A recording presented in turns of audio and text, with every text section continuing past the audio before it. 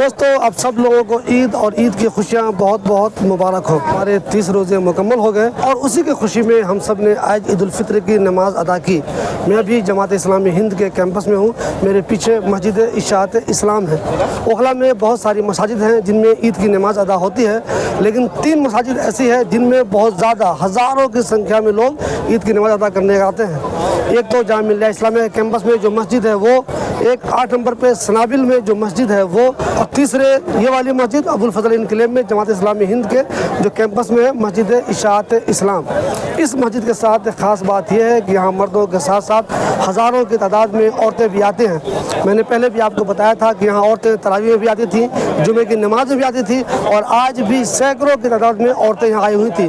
اس مسجد میں خود بھی بہت زیادہ جگہ ہے، مسجد کے اوپر جگہ ہے، فرسٹ فلور پہ جگہ ہے، مین جو کیمپس ہے اس میں جگہ ہے، بیسمنٹ میں جگہ ہے، اوپر جو فرسٹ فلور کا پورا علاقہ تھا جو آج عورتوں سے بھرا ہوا تھا، اس کے علاوہ پورے کیمپس میں جماعت اسلامی ہند کا جو پورا میدان ہے پوری طرح سے نمازیوں سے بھرا ہوا تھا۔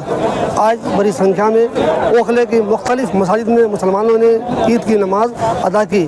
سب لوگوں کو عید کی خوشیاں بہت بہت مبارک ہو۔ اس مسجد میں عید کی نماز امین الحسن صاحب نے پڑھائی۔ انہوں نے اپنے خطبے کے دوران جو 4 باتیں کہیں وہ یہ ہیں۔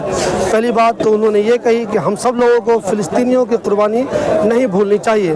انہوں نے کہا کہ کس طرح اسرائیل فلسطینیوں پہ ظلم کر رہا ہے، ہمیں یہ نہیں بھولنا چاہیے کہ اس پریشانی کے عالم میں بھی ہمارے فلسطینی بھائی ہمت سے اس کا مقابلہ کر رہے ہیں۔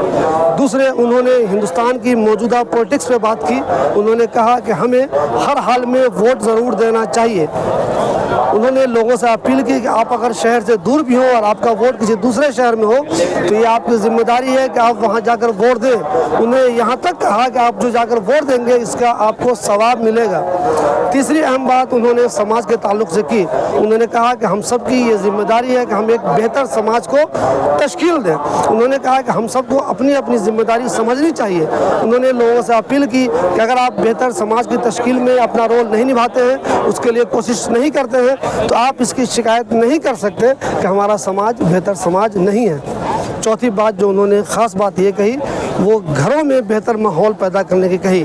انہوں نے کہا کہ ہم سب کو چاہیے کہ اپنے اپنے گھروں میں بہترین ماحول پیدا کریں، ہمارے بچے بہترین بنے، اعلیٰ معیار کے بنے، اعلیٰ اخلاق کے بنے۔ انہوں نے عورتوں کو خاص طور پہ مخاطب کرتے ہوئے کہا، انہوں نے ان کی تعریف کی کہ آپ سب نے پورے رمضان کے دوران اچھی خاصی تعداد میں اس مسجد میں آئیں، آپ نے تراویح کی نماز ادا کی، آپ جمعہ کی نماز میں رہیں، اور آج بھی آپ جب عید کی نماز ہو رہی تھی تو آپ نے اچھی خاصی تعداد میں یہاں آ کر خوشی کا اظہار کیا، عید منائی۔ انہوں نے ان خواتین سے اپیل کی کہ پلیز عید کے بعد بھی آپ قرآن پڑھنے کا یہ سلسلہ جاری رکھیں تاکہ آپ کے گھر کا ماحول بہتر ہو سکے اور ایک بہتر سماج بن سکے۔